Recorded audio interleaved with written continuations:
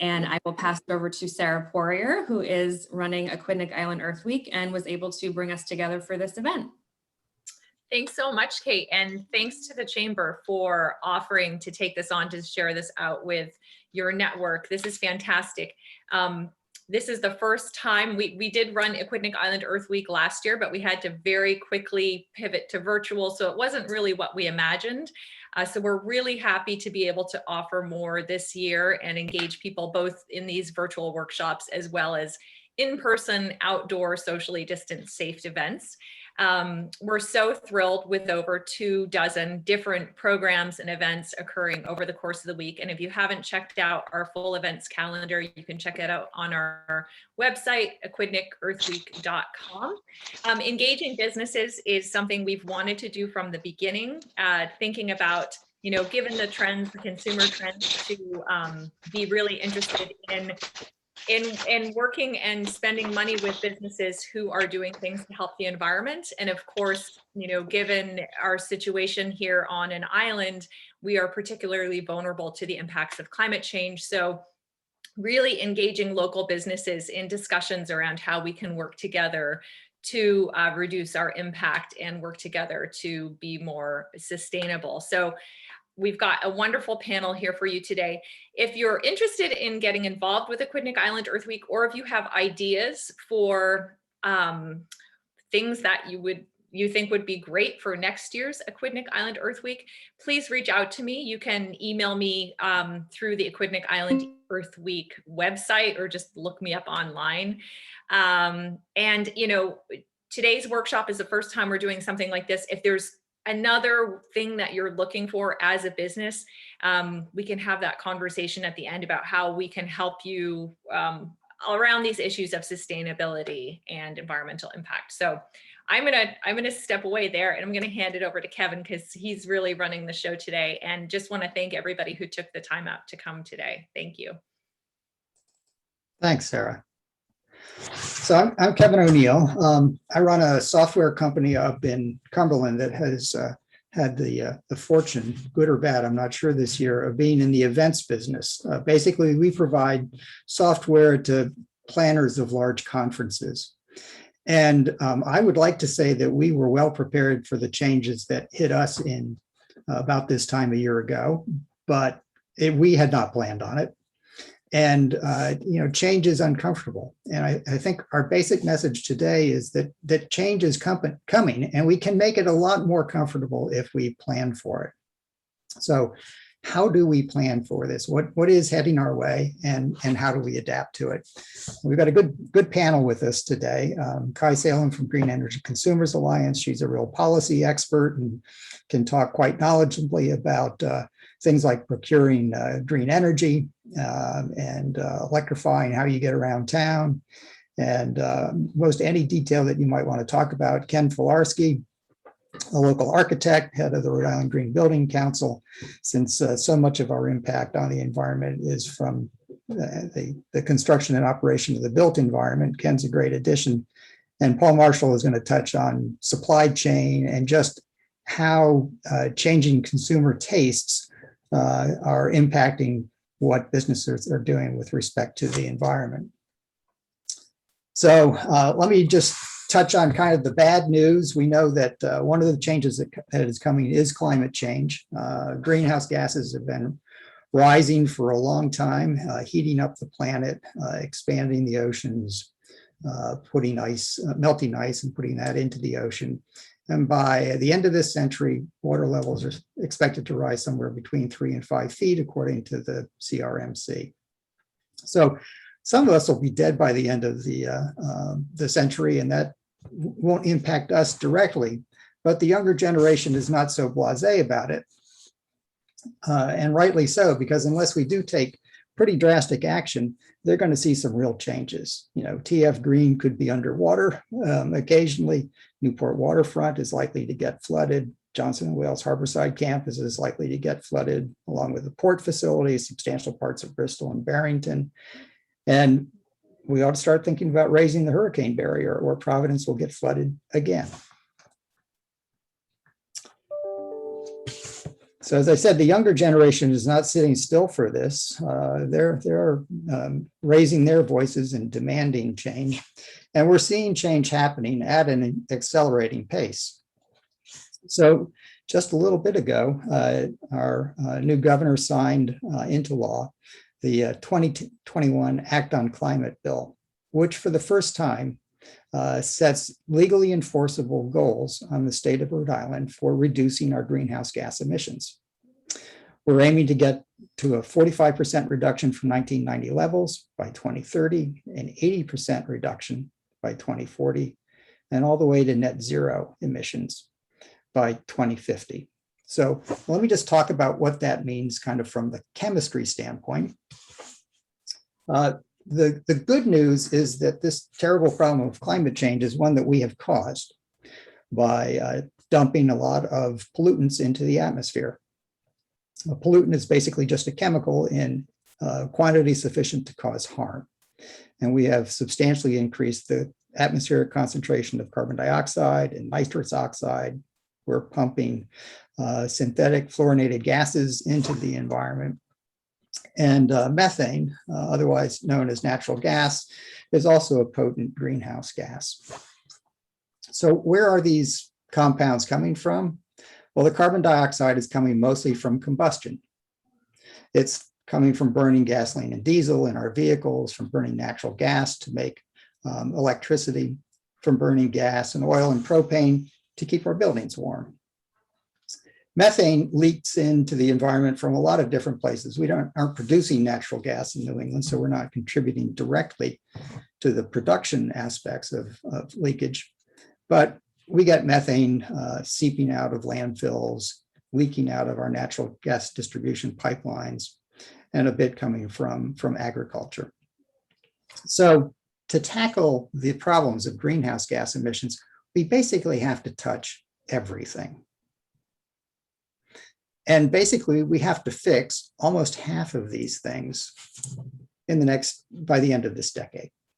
At least that's what the scientists are telling us. So, as I said, that's the good news. We know where the problem is coming from, and we know what we have to do. And how can we do it? Well, one of the most important things we can do is just make sure that the electricity that we're getting, when we make electricity, we're not contributing to the problem. So wind and solar are wonderful sources of carbon-free energy. Nuclear is still providing some carbon-free energy, and maybe at some point in the future, we can bank on that for more. But for right now, wind and solar are basically the best game in town. We can electrify transport. So you all have read about electric vehicles. Maybe some of you are driving them or have ridden in them. Pretty super vehicles. And between batteries and hydrogen, we should be able to electrify basically all of transport. We can electrify buildings in the same way. And I'll talk about that in a little bit more in a minute. And we can transform industry. And then we can eliminate or capture or somehow offset the emissions that are coming from these other sources. So the good news, we know how to do all of this stuff. The better news is that actually doing these things will make things better. They'll actually save us money. So what most people don't realize is that renewable energy has been getting cheaper and cheaper every year, and it's going to continue to do so. In fact, most places on Earth, it's actually the cheapest source of energy most of the time. This is what's happened to the cost of solar electricity from solar cells over the last decade or two. Back around here, the Department of Energy said, you know, we really ought to be able to get down to about 6 cents a kilowatt hour. And in fact, they did that faster than expected. And you can see it just keeps dropping.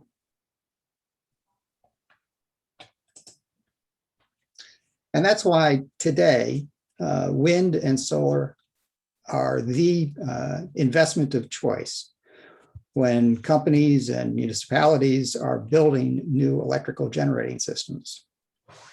You can see that solar and wind are expected to account for the vast majority of new generating capacity that's going in. they're not doing that just out of the goodness of their heart, not just to save their environment. They're doing that because these are the least expensive sources of electricity today. And as I said, we're going to continue to keep getting better. Back in 2009, 2010, Department of Energy said, we should be able to do a lot better than 27, 28 cents per kilowatt hour. Let's try to get down to 6.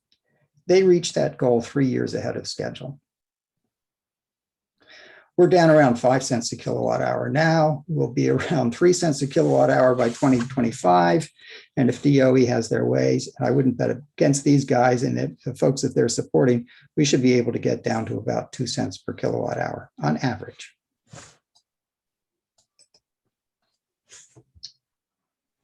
Another happy fact is that renewable energy is really abundant even here in Rhode Island. We particularly have a lot of renewable energy resources right offshore. You all know that it's windy near the shoreline. And that wind can be tapped to make a lot of electricity. And people fuss that, well, yeah, but renewable energy can't depend on it. The sun goes down at night, the wind sometimes doesn't blow. But the nice thing is we're pretty good at predicting when the sun is going to rise and set. And we're even pretty good at predicting when the wind is going to blow.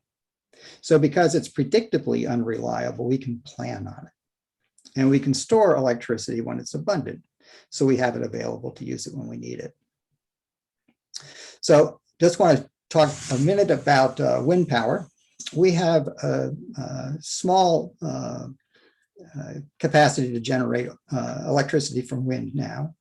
And we're going to install equipment that's over 10 times bigger than that in the next couple of years.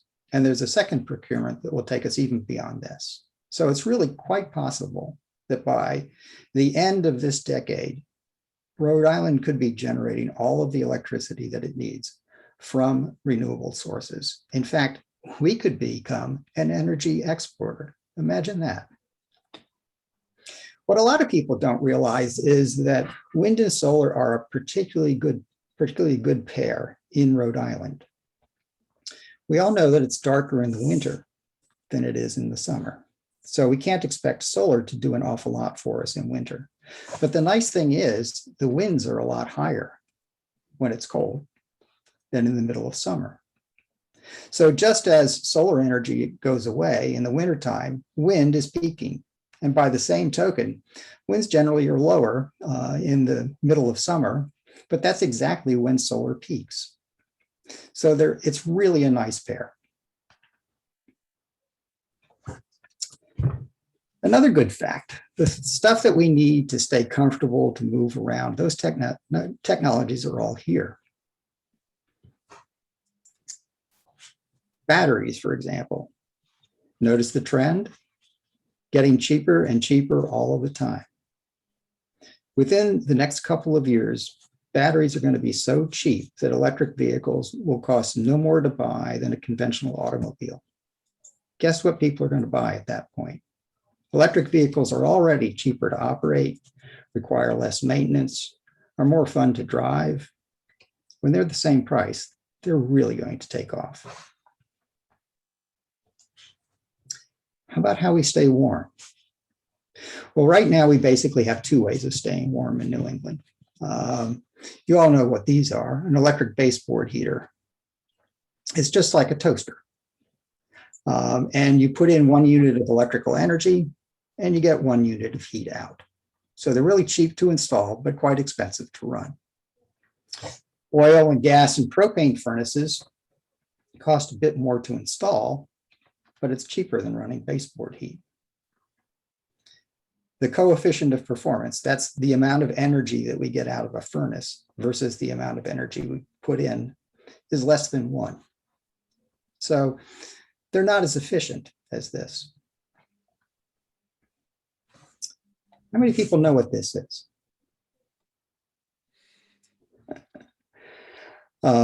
Sarah? It's a heat pump. It is. It's what's called an air source heat pump. It's basically like an air conditioner that can run in 2 directions. It can pump heat out of your house in the summertime, and it can pump heat into your house in the wintertime. The really cool thing about heat pumps is that they're super efficient. On average, we get about 3 units of heat out for every unit of electricity that we put in. And so as a result, they're quite economical to operate.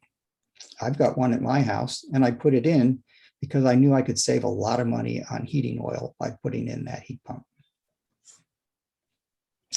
And that's what you can do with an air source heat pump. Now, you all know that it's harder to pump water up a steep hill. And by the same token, it's harder to pump heat from the outside to the inside in winter when it's really cold. Ground source heat pumps, instead of taking heat from the air and putting it into the house in the wintertime, take that heat out of the ground, which is stays a lot warmer. And by the same token, in the summer, the ground is a lot cooler than the outside air. So ground source heat pumps are inherently more efficient, much more economical to operate. Get over 4 units of heat moved for every unit of electricity that goes in. So we live at a really fortunate time when the technologies that we need to solve the problems that we've created are actually available and they're affordable. So addressing climate change really comes down to just a couple of points. One, we need to switch to using carbon-free electricity. All by itself, that reduces our emissions by over 25%. 2, we need to stop wasting energy. Just like mom and dad said, turn out the lights when you don't need them, close the damn door in the wintertime, be more efficient.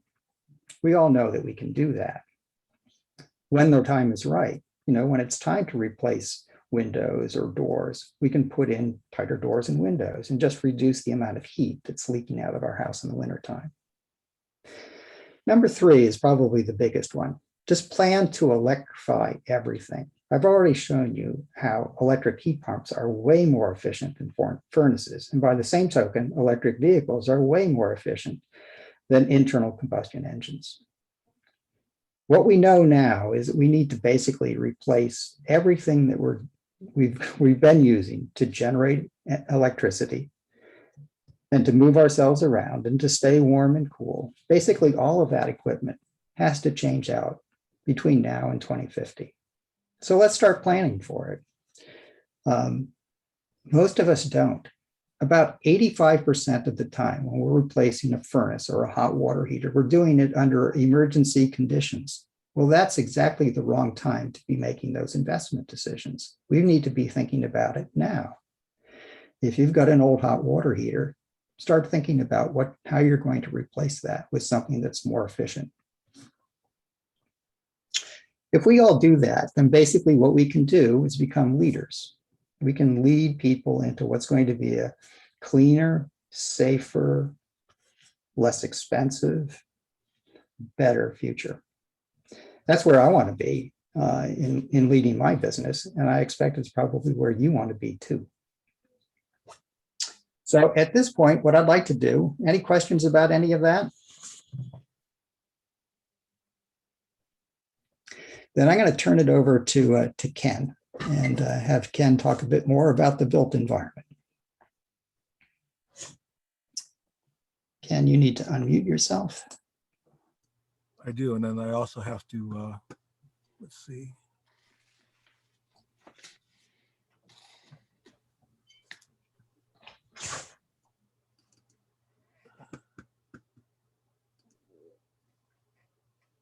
Oops, didn't get back to me.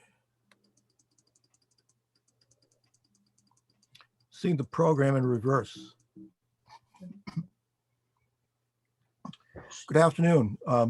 Thank you for inviting me. My name is Ken Filarski. I'm the principal and founder of Filarski Architecture and Planning and Research. Also chair, as Kevin said, of the U.S. Green Building Council, Rhode Island. I'm also co-chair of the American Institute of Architects Disaster Assistance Committee. And while they may seem somewhat disparate, they actually link together. Because of my interests, I'm a fellow of the American Institute of Architects, a lead fellow of the U.S. Green Building Council. I have a lead specialty in building design and construction, one of the first sites accredited professionals in the world, certified planner, And, you know, particularly I think of applicable to Aquidneck Island. I'm a certified floodplain manager and a disaster responder and disaster response trainer. Let me see. What I'm going to do today is walk through sort of a mindset that one needs to think about in terms of their buildings and their surroundings, which basically is how I think about it. There are two things, and sometimes they get mixed up, but in architecture, the building envelope we designed for energy dynamics, and the volume, in other words, the inside of it is people dynamics, what people do in that. I'm not going to go around into you know, the planning and research aspect, but I like the bottom one. Tinker, play around, dream and wonder. We can all do that. We don't have to be, you know, stuck in certain patterns. One of my, I'm a big fan of a Mobius strip.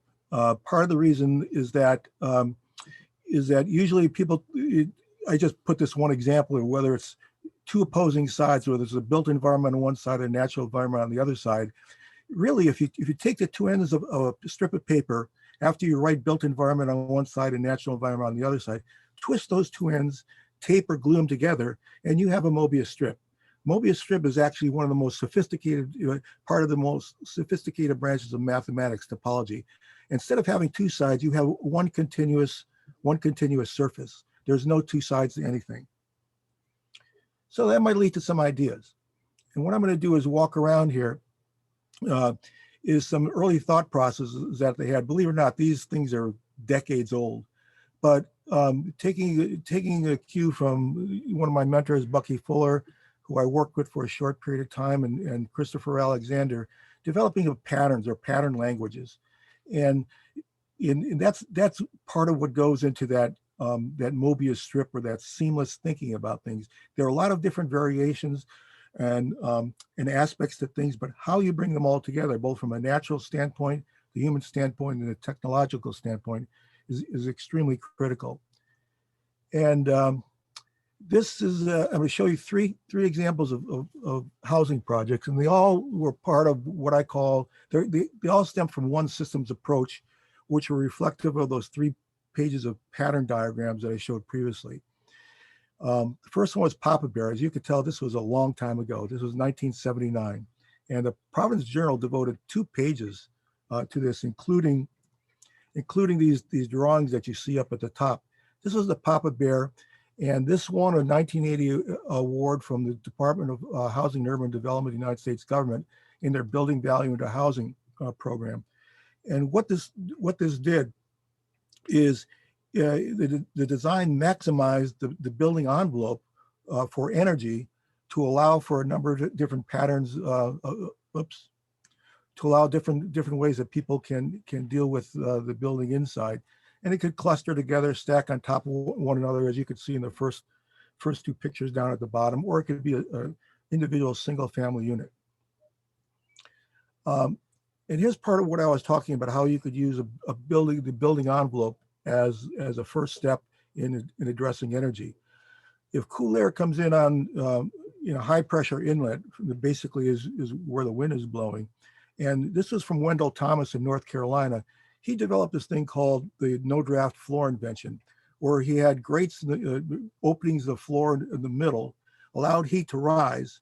And then as the heat rose, 2 things happened. The cool air flowed back down into the lower part of the building, which was basically an insulated basement. And it was also drawn out at the top of the building by the Venturi effect in the pressure differential between the high pressure and the low pressure areas. And I try to do some word visual diagrams here, but this is an idea of how it could work. And the reason I chose an octagon in plan, and it's also octagon in section, it's called a rhombicube octahedron, is it because it approximates a circle. And so you get that natural movement of air throughout. Then you have the mama bear. This version of the building value in a housing systems design was constructed. There are 21 homes in Federal Hill, early 1990s, actually 1993 to be exact. received, this was before there was the LEED program took off, and before we got into a number of different other U.S. Department of Energy rating systems, but it received a 4-star energy rating. And it was only 2x4 construction, R11 walls, R30 ceilings, but because it was so tightly built, I was talking to Kevin yesterday. I was trying to find the energy sheet on this, but it was, I think, maybe $400, $486 or $462 a year for energy use. Wow. And here's how the homes at 21 on the right-hand side, you can see how they were arranged in the area of Federal Hill between along Deepasquale and Avenue and Federal Streets. Again, small homes, basically a 24 by 24 foot footprint, 624 square feet, on the first and second levels. Highly energy efficient. Again, because of the form. And part of the form clue here is maximizing the volume to surface area ratio. Basically, not just build on one level, but build 2 levels, make it compact. And this is the Baby Bear, 24, but it's probably applicable now. These designs go back to the late 60s and early 70s, which is scary because I'm dating myself. But with a 24 by 24 foot footprint, these small homes or backyard places are where family members can stay is coming into the vogue now, because it's not only energy use in terms of buildings, but it saves energy in terms of land development because the land is there. And as Goldilocks would say, just right. Commercial project using all those principles, earth sheltered positive athletic facility in Cranston. Unfortunately, politics got in the way of this. Republicans took over a democratically controlled council, and there was a fight, and the project was dropped, and they lost the grant money. But essentially, they wanted to know where a locker room could be. I wrote a grant for the city of Cranston where they received $400,000 for this project for DEM. But I said, look at the south there where you see the words project is pointing to. There's a southern facing, there's southern end earth berm. And I said, why not put it in there? Use geothermal, again, all those low Venturi effects, capture rainwater, but commercial buildings, residential buildings, they all can achieve energy efficiency and resiliency. But the key to the whole thing is an integrated design, and it's an imperative. If you look at the arrow on the red, with the red arrow, the cost control curve, basically, and I know this diagram is, I didn't have a chance to clean it up. It's a little complicated, but it borrows on the principle, the 80-20 or the 20-80 principle. And essentially, Pareto's principle says that 80% of the outcome comes from 20% of the information, or 20% of the input gives 20% or 80% of the results. Here's a diagram, the designs phase, construction documents, and construction documents in the way in a building, not only design, but construction. As you can see at the bottom of the cost control curve, if you're trying to save money or affect the outcome of a design, if you're in the construction contract phase or even in construction documents, there's very little effect that you can have on costs and the outcomes. So basically, the sooner that you can affect design and thinking early on in any project, that will have the greatest impact, not only for integrating all the various things that need to come together, but also for lowering costs, because it is strategic design integration. So if you look at the top, forget about the 80-20 or the 20-80 rule. I'm going to the 10-90 rule. The more information that you could supply in the first 10% of the project affects 90% of the project's outcome and 90% of the project cost.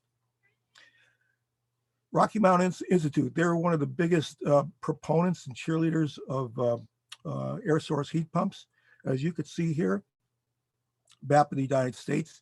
As of 2020, if you replace a gas furnace, you could also say with a fuel oil furnace, the heat pump will reduce carbon emissions in virtually the entire United States. The Rocky Mountain Institute also, again, they looked at how heat pumps work on cold climates. We have the action of Maine. Maine is extremely aggressive. Massachusetts, Global Warming Solutions Act, which was a precursor to our Act on Climate Bill, and Colorado are states that are moving very aggressively for electrification of the heating sector. And now Rhode Island, with the Act on Climate, we can achieve net zero by 2050. Major bill, major piece of legislation, and it's really going to move not only Rhode Island further, but all those targets that Kevin was talking about further. Heat pumps. Kevin explained that basically it's an air conditioner that works in both ways. Their efficiency is very high. Heat pumps from the 80s struggled to operate efficiently in sub-freezing temperatures, but technology has advanced now, the key being a variable inverter-driven compression technology. And now the leading products can perform at temperatures below 10 degrees Fahrenheit. Ground source heat pumps, as Kevin pointed out, are the premier standard for zero carbon heating in cold in all climates. And one of the best examples of this, of market transformation, is Dandelion Energy, a company in upstate New York, which has been supported through NYSERDA, which is the New York State Energy Research and Development Authority. And they're providing zero down, as low as $150 a month payments to install a geothermal system. And they're not only doing it for the state of New York, but also state of Connecticut. I've been bothering them about where's Rhode Island, and they said we're not there yet. Market transformation in electrification, particularly in heat pumps, is extremely important. And while it's an elegant solution, there are some hurdles. Consumer confidence is I'm not sure it's high, I'm not sure it's low, but it really hasn't been built up in the public between technology manufacturers and contractors. There's a need for more professionalism on the part of providers and installers. There's a need for more financial tax incentives. There's more detailed information that's needed to the consumer about what they're getting. Kevin knows I went through some not too good experiences and I told the contractor, I'm an architect. I said, I'm not trying to give you a hard time, but give me the information. They wouldn't do it. It's not that they wouldn't do it. They were too lazy or they couldn't. And I just got a bottom line. I didn't even get a breakout of labor and material costs. Accurate heat load calculations. Very, very rare that you can get that. What is your demonstration of the ROI, return on investment? Drawings, where are they going to put this thing? I didn't even know the morning that they were supposed to come where they were putting this equipment. And I said, if I don't know, don't come. And they didn't. There needs to be workforce development training, on-the-job training with WIOA funding. WIOA is the Workforce Innovation and Opportunities Act. It's time for that, for the workforce board, and I sit on the Providence Cranston Workforce Development Board. It's time for workforce funding to be that, innovation and opportunities. Use those two words in the WIOA. Market competition. There's not enough market competition right now. There's big swings in terms of the pricing that you get. Nowadays, even before, but nowadays with COVID, do we have an adequate and reliable supply chain? And also testing standards. Right now, there is not an adequate testing standard for all these systems as to how air source heat pumps can perform at 70 degrees Fahrenheit for any of the products that are out there. So the building envelope, some things to talk about, to think about. Southern exposure elongate along the east-west axis, optimize the volume to area ratio as I talked about.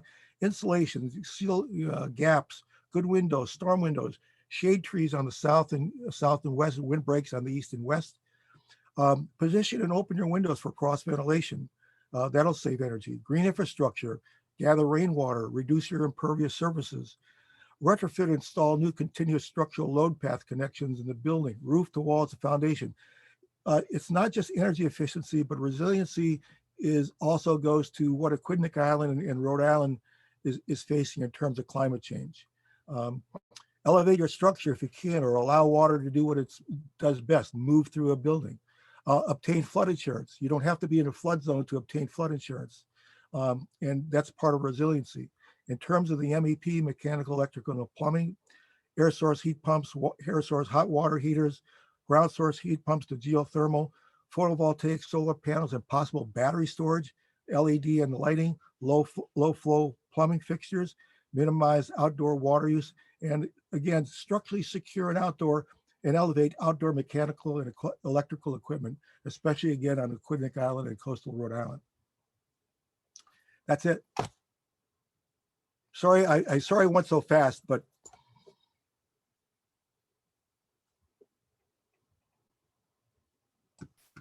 Thanks, Ken.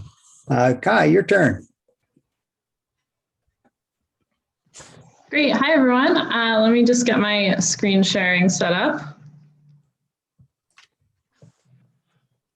All right. And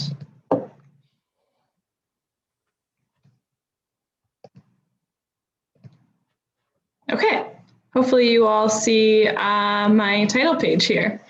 So great to talk to you all today. My name is Kai Salem. I'm the Policy Coordinator at Green Energy Consumers Alliance, and I'm also the Policy Committee Chair at the Environment Council of Rhode Island. Before I talk about what Green Energy Consumers does, the Environment Council of Rhode Island is an umbrella network of about 60 organizations, I believe a little bit more than that, 60 environmental organizations in the state. And we coordinate a lot of the policy and other work of environmental organizations. I focus on policy and legislative advocacy in my role as the policy chair. But my full-time day job is with Green Energy Consumers Alliance, which is a nonprofit that works to speed the transition to a low carbon future in Massachusetts and Rhode Island. We do both policy advocacy, which that's what I do, but we also have a number of programs that can help residents and small businesses get access to all of the green energy choices that Kevin and Ken have been talking about. So I'll talk about how your businesses or you as homeowners or renters can access our green energy programs. So first, I'm going to start pretty high level with the Act on Climate, which Kevin mentioned. But the Act on Climate is a landmark piece of legislation. It was signed 2 weekends ago now by the governor, and it sets mandatory economy-wide and science-based climate targets. This bill was the sole priority of the Environment Council of Rhode Island the past 2 years, although now that has passed, we have other priorities coming up. It was also a priority of Green Energy Consumers Alliance. It is such an important piece of legislation because it is a framework and a foundation for all of our climate and energy work. We know that we need to make this transition to a low carbon future, and we need to do it as fast as possible. However, there are many different pathways to get there. We're already on the pathway because the world around us is changing. The federal administration is demonstrating their commitment to climate action through policies around electric vehicles, the infrastructure bill, and upcoming and rumored announcement of new emissions reductions targets and a new renewable electricity target. Meanwhile, businesses are changing. We're seeing that several major automobile manufacturers have pledged to stop producing gas vehicles, electric vehicles. Their sales are up over the last year, whereas all other car sales are down. And all of this technology, as Kevin described so well, is coming down in cost. It's rapidly becoming the obvious and easy choice for consumers to make. However, it is not rapid enough for the emissions reductions we need to see. So that's where policy like Act on Climate comes in. This bill sets new climate emissions targets for Rhode Island. It makes sure that we, as residents of the state of Rhode Island, can keep our government accountable to meeting those emissions targets, whereas before they were just non-mandatory. The government didn't actually have to meet them. And it also ensures that the pathway that we choose to reach those targets is the most cost-effective, smartest, most equitable pathway to get there, because we can meet these goals in a way that is expensive for Rhode Islanders, or we can meet them in a way that is cost-effective, stimulates innovation here in the state, builds jobs here in the state, and protects frontline communities. So the Act on Climate is really about making sure that we choose that pathway to get to our climate goals. So that was a lot of talk about why I'm so excited about the Act on Climate, but now I'm going to talk about how we can actually start meeting those goals in that cost-effective way. Along the bottom here, this is a percentage breakdown of where all of our emissions come from.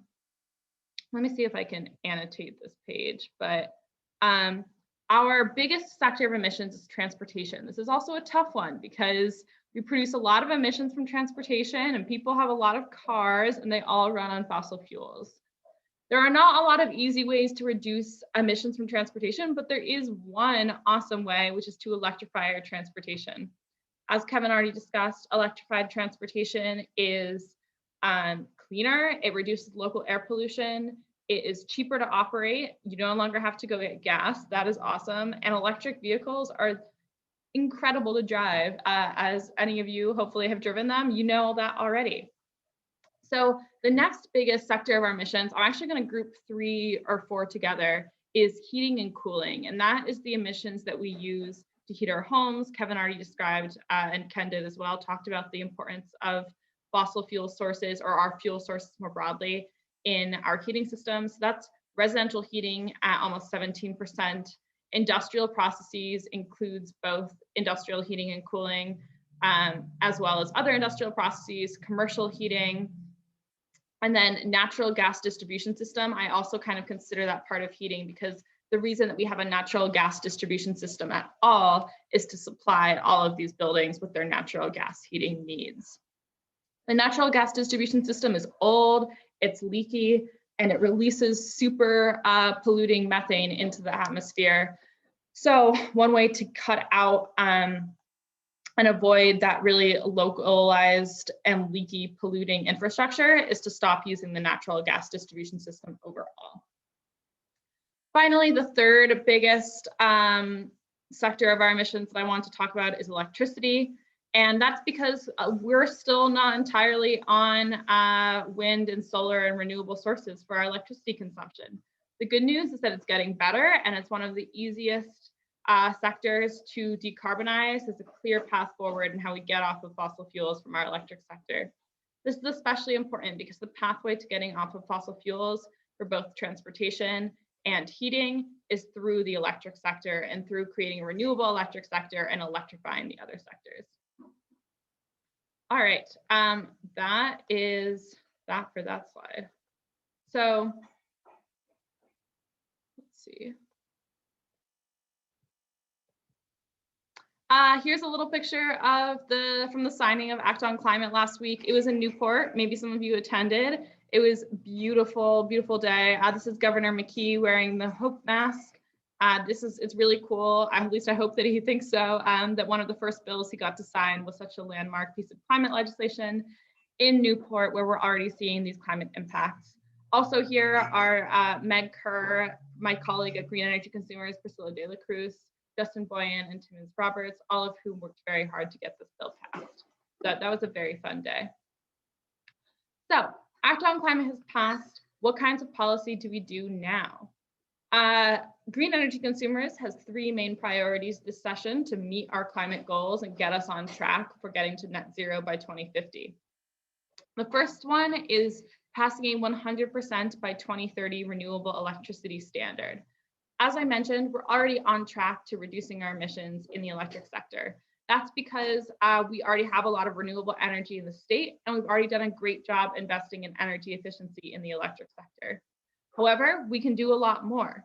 And a lot more is already going to be done through these large-scale procurements of offshore wind. We have up to 900 megawatts of offshore wind that is, or I guess almost 1,000 megawatts of offshore wind now that is either in procurement or being planned for procurement. 1,000 megawatts of offshore wind on top of our existing renewable energy would get us to 82% of our energy from renewable sources by 2030. We can close that gap pretty easily with improving our current renewable energy incentives and the technology improvements that we expect by 2030. However, we do need to expand our renewable energy standard. This policy is a policy that's been in place since 2004. It's helped drive the renewable energy that we've had in the state so far, and it makes sure that we have clear and transparent accounting of the renewable energy that we have in the state. So that's why passing 100% by 2030 is our #1 priority. We also want to extend and strengthen our energy efficiency programs. Rhode Island has super successful energy efficiency programs that have helped homes and businesses reduce their reliance on energy and also cut down on their utility bills since they were passed in 2006. It has reduced overall state demand for electricity by 10% since 2006, which maybe doesn't sound like a lot, but when we're talking about how much electricity we need as a growing state with a growing economy, it's pretty good. Unfortunately, our energy efficiency programs are scheduled to expire at the end of next year, so we need to extend them as soon as possible. The current bill would extend these programs through 2035, so we need to make sure that that passes. Finally, in order to make sure that we have better transportation systems in the state and also cleaner transportation systems in the state, we need a new source of funding for all of the transportation and clean, affordable transportation work that we want to do. That's what the Transportation and Climate Initiative does. It is a cap and trade regional initiative that would raise funds for our transportation system for reinvestment in things like public transit, electric vehicle charging systems, electric vehicle rebates, and improving our transportation system overall. About a year and a half ago now, a bunch of different environmental organizations got together and realized that we need a cohesive way to support all of these policies. At that time, it didn't feel like legislators were really hearing that climate is a priority for Rhode Islanders. And so we started the Climate Crisis Campaign. This project of the Environment Council of Rhode Island has generated a lot of enthusiasm for climate work. I think it's one of the main reasons that Act on Climate passed this year after years and years of trying to get it passed. And I think legislators are starting to hear that the climate crisis is a priority for Rhode Islanders. We need action on the climate crisis. So if you want to get involved in the Climate Crisis Campaign, which will support the policies that I just mentioned on the prior page, you can sign up at riclimatecrisis.org for updates. It's an opportunity to get businesses and people who are not full-time climate advocates to the State House, educated on these issues and raising their voice behind climate policy. So that is kind of what we're working on in the policy world. These are all policies that we want to pass this legislative session before it ends in mid-June, and we need your help. We invite you to join us in calling for this climate action. However, we also recognize that in the meantime, before all of this great policy passes to help us green up our homes, our cars, and our electricity, we need more support in making green choices for ourselves and our businesses. And that's why Green Energy Consumers offers a bunch of programs that allow people to go beyond what policy requires and make green choices. The first one I'll mention is our program Green Powered, and that is a program to get renewable electricity coming into your home or business. It's especially good if your rooftop or just can't handle solar, or if you're a renter, because it operates right through your national grid utility bill, and you get your electricity usage is matched with green sources from around the region. This is a little map of where our renewable energy comes from. These are all small scale and sustainable renewable energy projects. For example, the solar here in North Providence and Johnston that's on this map, those projects were built on landfills where there wasn't additional trees that needed to be cut down. The hydro that is in our project is low impact and certified sustainable, and the wind projects are ones that minimize siting controversy. So we do a really good job sourcing our renewable energy and making sure that these are the highest quality renewable energy projects. For those who are interested in buying electric vehicles for your home and business, we operate a Drive Green, which is our electric vehicle discount buying program. We negotiate with auto dealers around Rhode Island, Massachusetts to get the lowest prices possible for electric vehicles. And we also do a bunch of education to our members on electric vehicles. So this is a picture of my dad, actually, who bought a Chevy Bolt through our program a few years ago. And he powers that Bolt through our Green Powered Renewable Electricity program, which gets its renewable electricity from the wind turbines that you can see in the background. This is up in Gloucester, Massachusetts, where he lives.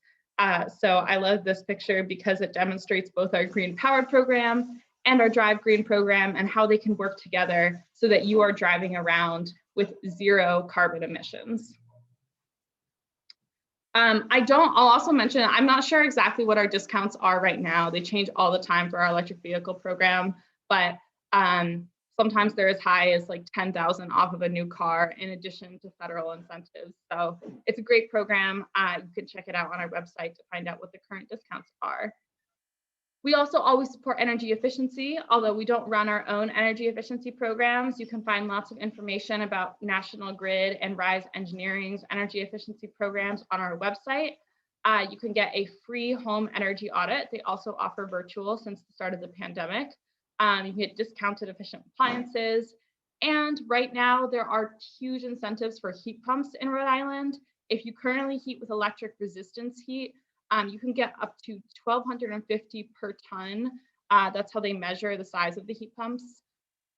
So you can get pretty big discounts on that. And then there's slightly smaller discounts, but still very good discounts on heat pumps if you currently heat with oil or propane. If you currently heat with natural gas and are interested in switching to electric heat pumps, there are much smaller discounts, but it's still a great option. So all of that information is on the National Grid Efficiency Program websites, but you can also find links there through our websites. And my final page here, the resources page, you can find out more about our programs at greenenergyconsumers.org.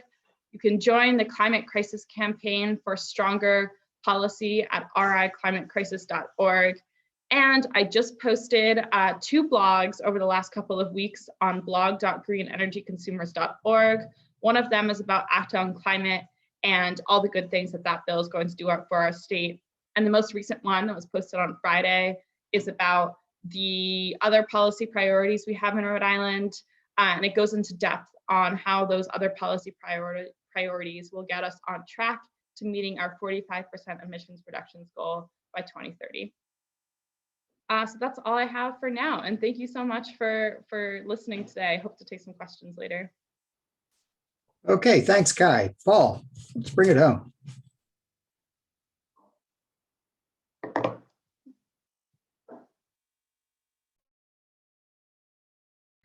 Thanks, Kevin. Give me 1 second. Let me pull this up.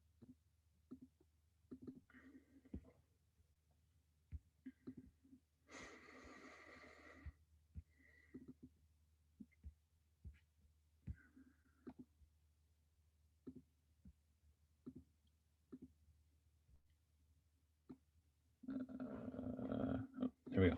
Okay. Hope everybody can see this.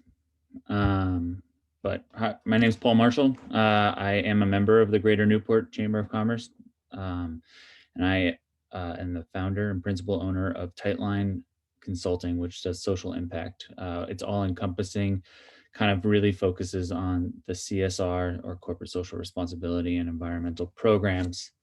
And this is kind of the 4 pillars that make up this business. And you don't have to be in every one of these spaces to be associated with Tightline. And I don't work individually, but I do work individually, and it just depends on what the company is looking for. But I work with small and mid-sized companies all over the country to kind of build the CSR and environmental program and help with carbon reduction strategy.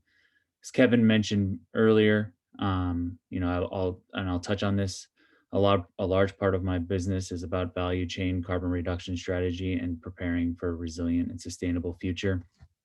But I do want to talk briefly, or kind of encompass this whole conversation, about how our local businesses here can plan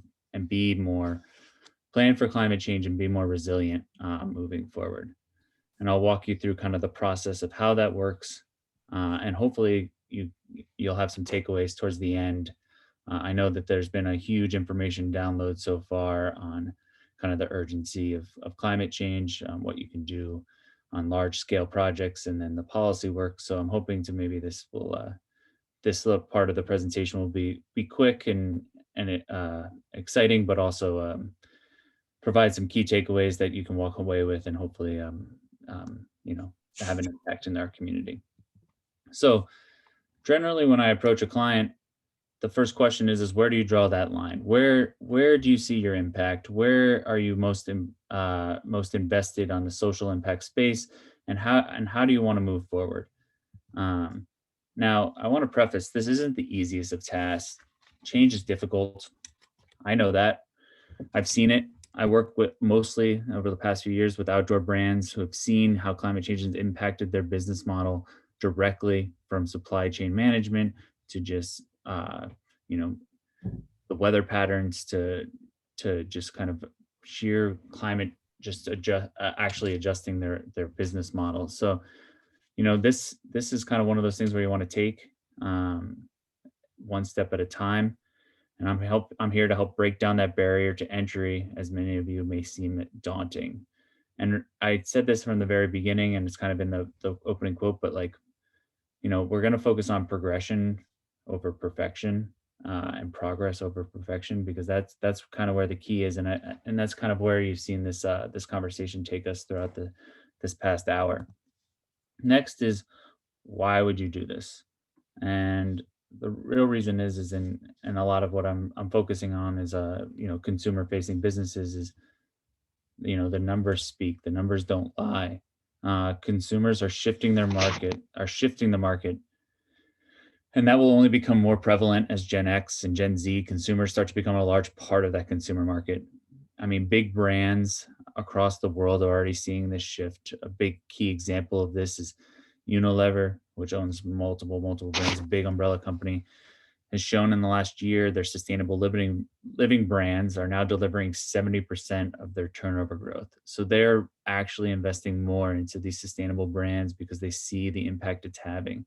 You know, I mean, these numbers alone show that, you know, 88% of us are more loyal to a company that supports social and environmental issues. 92% of us will be more likely to trust a company that supports social and environmental. These are key numbers as you're moving forward as a small business to focus on, because if you're not part of that conversation, if you're not relevant, then maybe you're missing out on growth in consumer retention.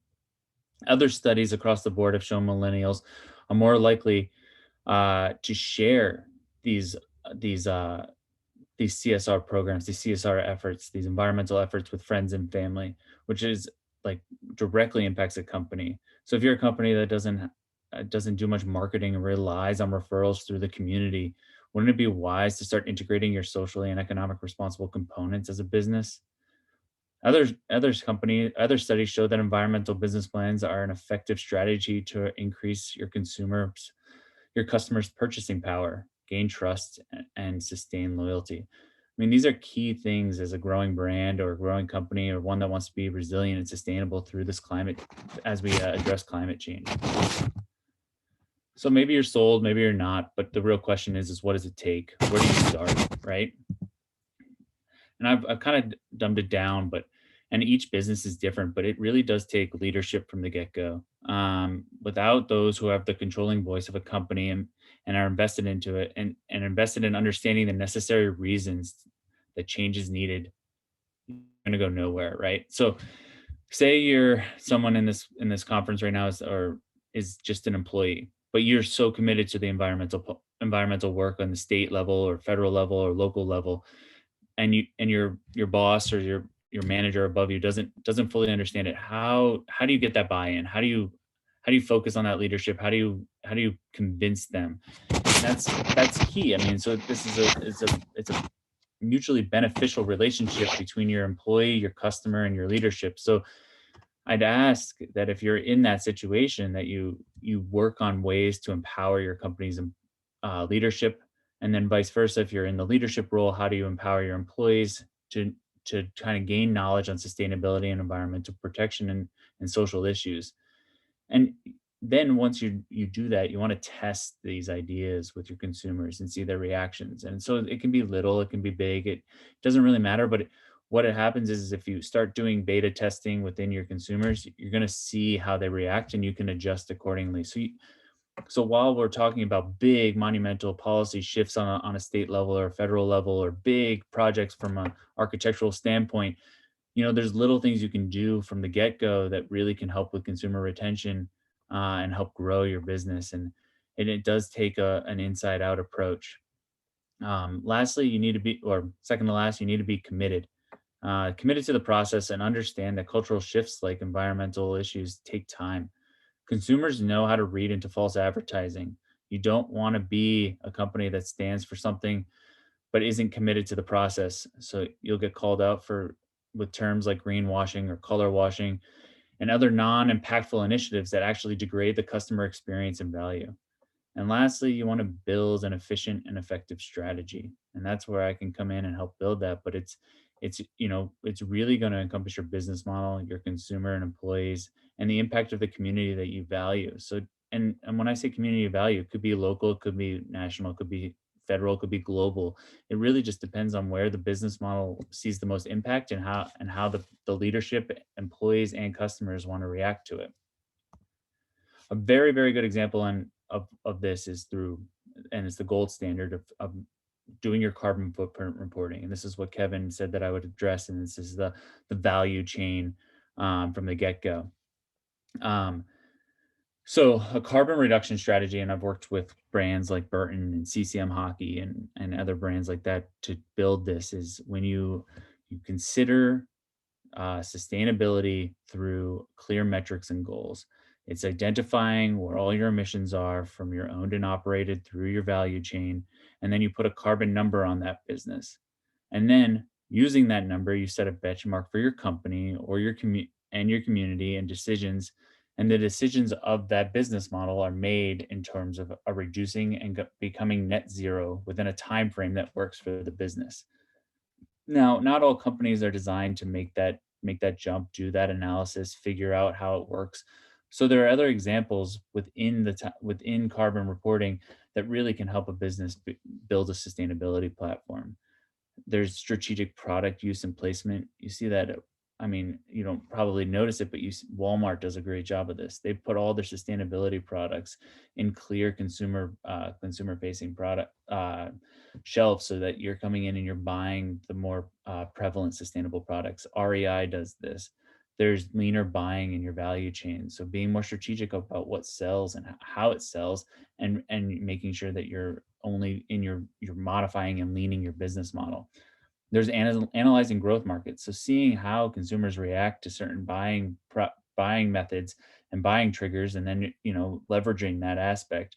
Less waste, as we talk about. I know it's a small part of the full on environmental impact that we've seen on the graph twice so far, but reducing your waste from a company standpoint is huge and cost effective. And then there's cost saving on operational expenses, energy is key, and travel. But, and I'm quick. I'm trying to be quick as possible so we're conservative time. But your impact is limitless, and that's kind of the key here, and that's kind of the daunting task, right? So why is it limitless? And there's two reasons here. One is, I want to be crucial about this. You don't want to get bogged down and trying to fix everything at once. Small acts can make a big difference. Convenience is crucial to both your business and consumer. You want to promote sustainable practices, and these should be accessible. Communication is key. How do you tell that story, that purpose-based marketing? Relevance and impact matters. And then just always remember the cycle that reuse is better than recycling is better than trash. So if you follow these themes, and this is kind of the theme I brought up very earlier, progress over perfection. This is the crux of this whole thing. Taking it one step at a time and doing small acts can have big change.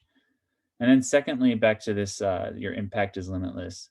There's some simple next steps that I think are crucial towards the conversation. One is, as a small brand, use your social influence, like change habits, shape habits, because that's where things are going to change.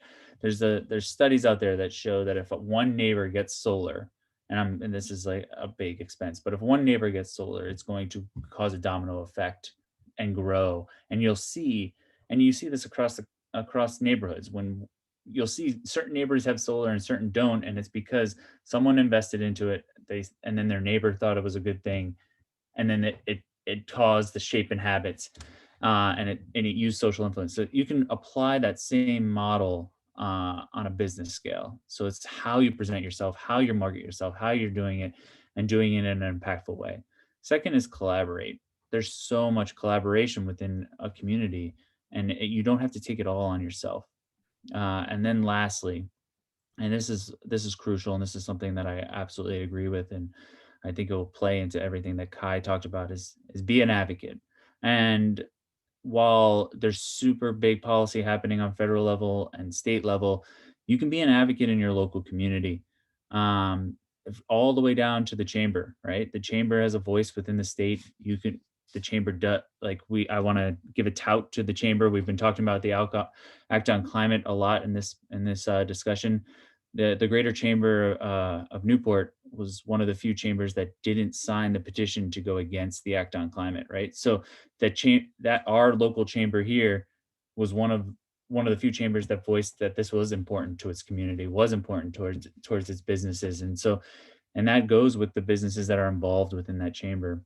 On a local level, where some of the local communities within the Greater Chamber are Portsmouth and Newport are talking about community choice aggregate programs, which is bringing in renewable energies.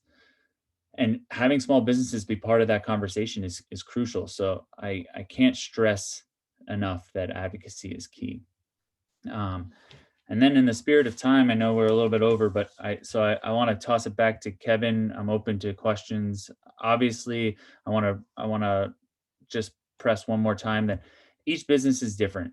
So you can have your impact in certain ways. And I'm always open to kind of having that conversation, but I felt like this was a great overarching way to approach it. Kevin? Great, thanks, Paul. So let's open it up. Any questions?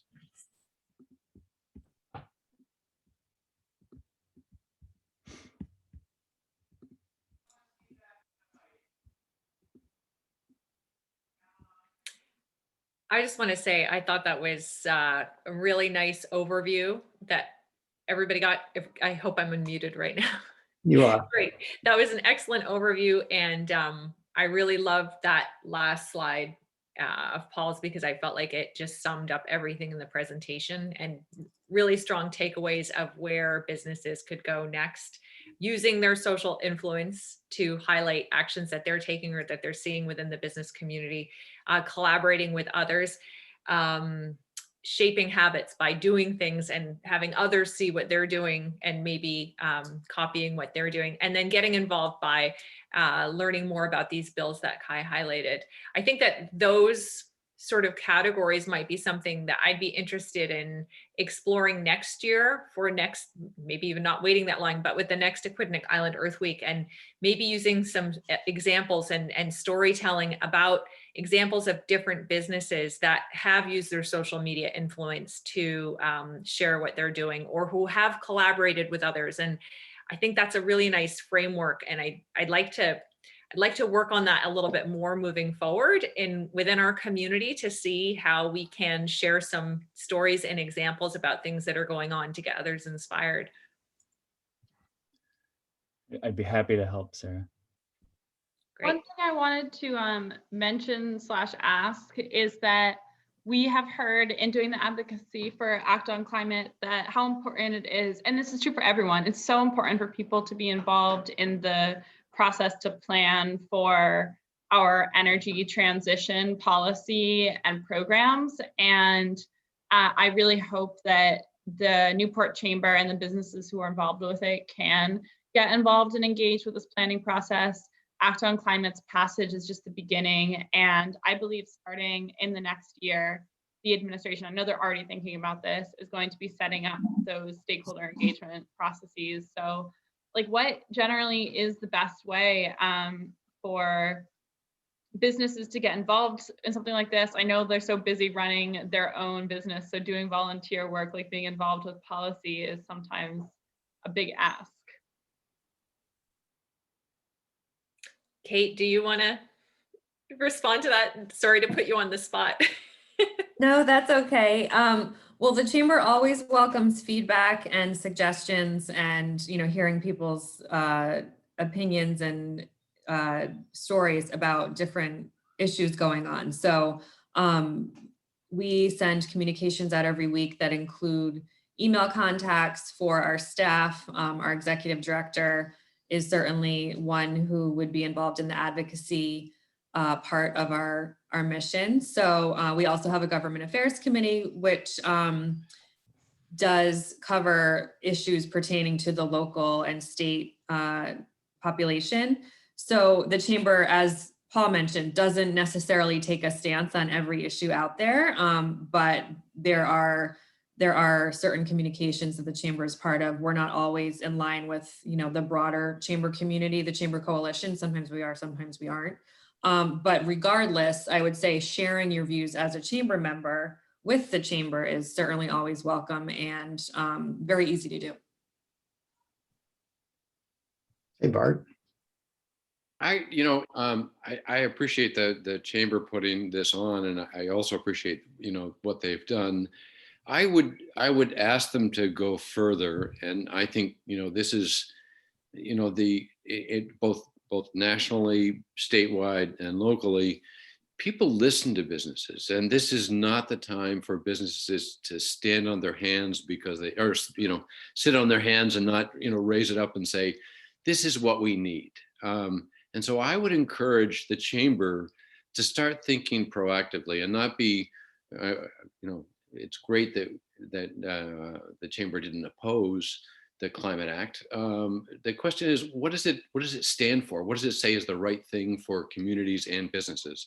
And I know that's a hard discussion to have, but I really encourage the chamber to start thinking about what they can do, not what they can, not oppose.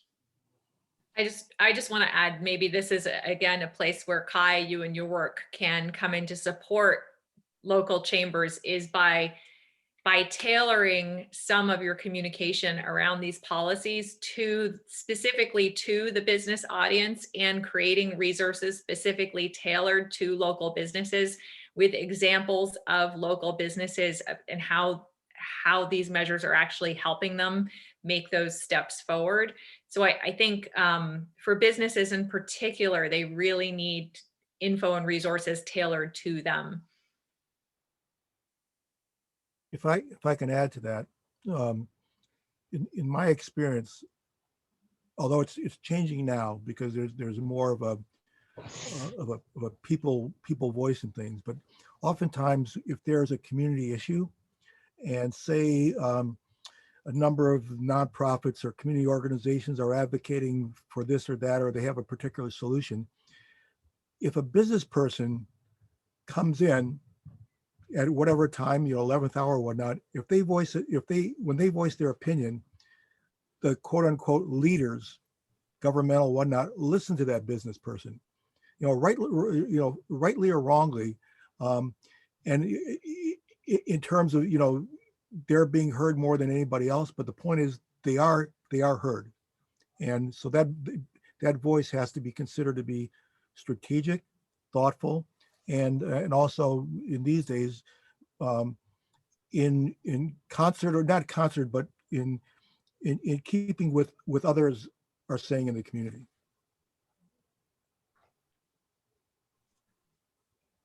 One of the things that intrigues me about Newport is you're kind of on the front lines of so many of these decisions.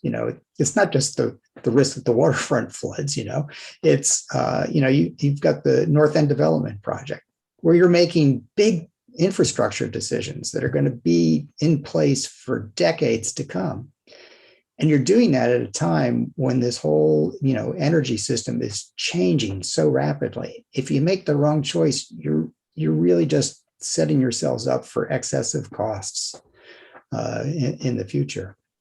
And the natural gas situation in Newport, it's the kind of thing that people really need to think deeply about. If what we're saying is we're going to be basically off gas in 20, 30 years. So do you really want to be thinking about increasing the investment in natural gas infrastructure at this point? It's decisions like that. And I think I'm an engineer by trade. So, I find the technology just fascinating at how quickly it's changing. And there's so much to learn because people go, oh, this is just the way we've always done it. So we'll just keep doing it the same old way. But the new technologies, they're just better. Every time I've taken a step in this, whether it's been in my business or in my own home, I find it just turns out better. The technology makes things more comfortable, more economical, and it's just cooler. So it's fun. Kevin, I think to your point, it is great, but as a business, it's hard to engage. It's hard to make that first step, right? Because it's once you've started down the path, like, you see the ROI, you see the return, you get excited, you show your impact, but it's getting to the point of understanding how a shift in your business model can be disruptive, and you don't know what the outcomes are going to be. So it's having that initial conversation, even just with like another local business, or using resources from Kai or from your chamber, or like that can really just start that initial discussion, Mhm. and understand that you're not going to be able to shift 100% net zero by next week, right? An elongated conversation, It is. and certain steps make sense now, and certain steps make sense in the future. But making sure that you're also at the same time keeping your consumers and keeping the bottom line of your business afloat is crucial to the overarching conversation. Right. You don't want to make these decisions quickly. You just want to start thinking now. Well, I mean, if we're talking about climate change, there is a sense of urgency. So there is some, but I mean, I think sitting down at a table and having those conversations rather than waiting for changes outside of your business model to happen is crucial to kind of having to being part of the solution. Right. All right. And I sorry to take the reins here, but I do know that we are over time, and that some folks might have to be getting back to work. Kate, I'll let you take it away and wrap it up. And I'll just remind you that you had said that this will be available afterwards, if you want to remind everybody about that as well, in case they want to share it with somebody who wasn't able to make it today. Absolutely. I can certainly share this with the attendees and the few who weren't able to make it. So you can have this to refer to or share with others. And I'd also just like to once again thank Paul and Sarah and Ken and Kai, and of course Kevin, for bringing this together. It was really informative and helpful, and I really appreciate you taking the time to do this. And I look forward to continuing the conversation. Thanks for the opportunity, Kate. Thank you, everyone. Thank you. Thanks, everyone.